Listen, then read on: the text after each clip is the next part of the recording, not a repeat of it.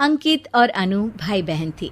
माँ बाप के देहांत के बाद बड़ी बहन अनु ने दिन रात मेहनत करके अंकित की देखरेख की और उसे पढ़ा लिखा कर पैरों पर खड़ा किया था। दोनों भाई बहन खुशी खुशी रह रहे थे। एक दिन, दीदी मुझे जॉब मिल गई है। अरे वाह भैया, तेरी मेहनत सफल हुई।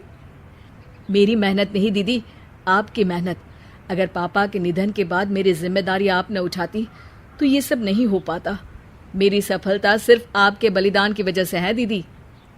कुछ महीनों बाद अंकित की शादी सीमा से हुई। सीमा बड़ी ही चालाकी से अनु से मीठा मीठा बोलकर घर का सारा काम करवा लेती थी और खुद अंकित के साथ घुमा फिरा करती थी। वैसे तो वो सिर्फ खाना बनाने का काम ही घर में करती थी, लेकिन अब उसे उससे भी छुटकारा चाहिए था। इसीलिए एक दिन, दीदी मेरे हाथ का खाना अंकित को पसंद नहीं आता, क्या आप खाना बना दोगी प्लीज? अरे हाँ, ये भी कोई कहने की बात है, जरूर। सीमा इस बात से मन ही मन बड़ा खुश होती है और अगले दिन के झाड़ू पोछे के काम से छुटकारा पाने के लिए एक और तरकीब लड़ाती है। हॉल में जोर जोर से कराहने लगती है। उसके कराहने की आवाज सुनकर अनु हॉल में भागती हुई आती है। क्या हुआ सीमा? दीदी, लगता है मेरी कमर अकड़ गई है। वो क्या है ना, मुझे झाड़ू पोछा करने की आदत नहीं है ना। मेरी मम्मी पापा ने मुझसे कभी ये काम नहीं करवाया। अरे कोई बात नहीं, झाड़ू पोछा ही तो है, मैं कर लिया करूंगी। ऐसे ही धीरे धीरे सीमा ने घर के सारे कामों का बोझ अनु पर डाल दिया। घर का सारा काम अनु करती थी, फिर भी सीमा को अनु से छुटकारा चाहिए था। इसलिए एक दिन वो अंकित के ऑफिस से लौटने से ठीक पहले ढेर सारे कपड़े लेकर धोने का नाटक करने बैठ जाती है। अरे सीमा, इतने कपड़े? अब क्या करूं, अकेली पड़ जाती हूँ, करना तो मुझे ही है ना। अरे दीदी से मदद ले लेती। अच्छा, ताकि सारा जमाना कहे कि भाभी बड़ी ननद से काम करवा रही है। और वैसे भी दीदी ने तो साफ कह रखा है मुझे कि तुम आज जो भी हो सिर्फ उनकी वजह से हो, इसीलिए अगर उनके बनाए इस घर में रहना है तो काम करना ही पड़ेगा। ये सब सुनकर अंकित को बहुत गुस्सा आ गया।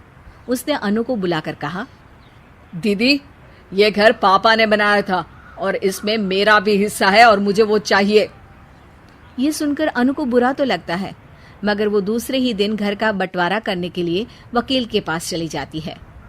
वहां से लौटते हुए अनु का एक्सीडेंट हो जाता है, जिससे वो दोनों पैरों से अपंग हो जाती है।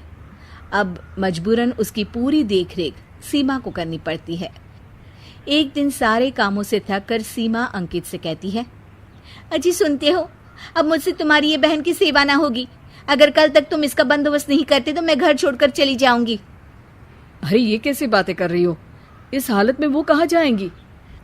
मैं कुछ नहीं जानती, बस कल ये इस घर में मुझे दिखनी नहीं चाहिए। अंकित अपनी बीवी की जिद के आगे हार मान लेता है और अनु को शेल्टर होम में छोड़ आता है। 3 महीने बाद, अजी सुनते हो, ये आपके लिए एक पार्सल आया है, ये लीजिए। अरे इसमें तो घड़ी है और एक चिट्ठी भी है। दिखाइए तो। अरे वाह, बड़ी ही सुंदर घड़ी है, लेकिन ये आपको भेजी किसने? पता नहीं, शायद चिट्ठी में कुछ लिखा हो। आशा करती हूँ ये घड़ी तुम्हें पसंद आएगी।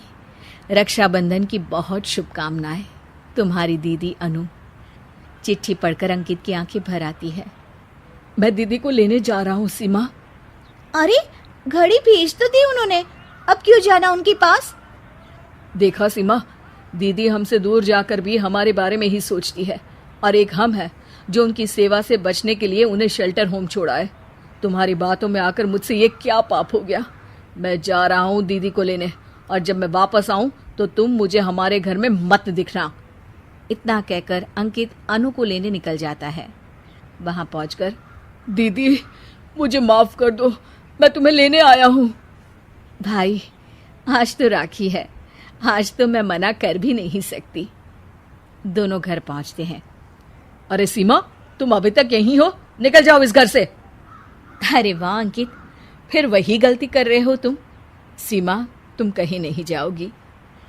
दीदी मुझे माफ कर दो, मुझसे गलती हो गई।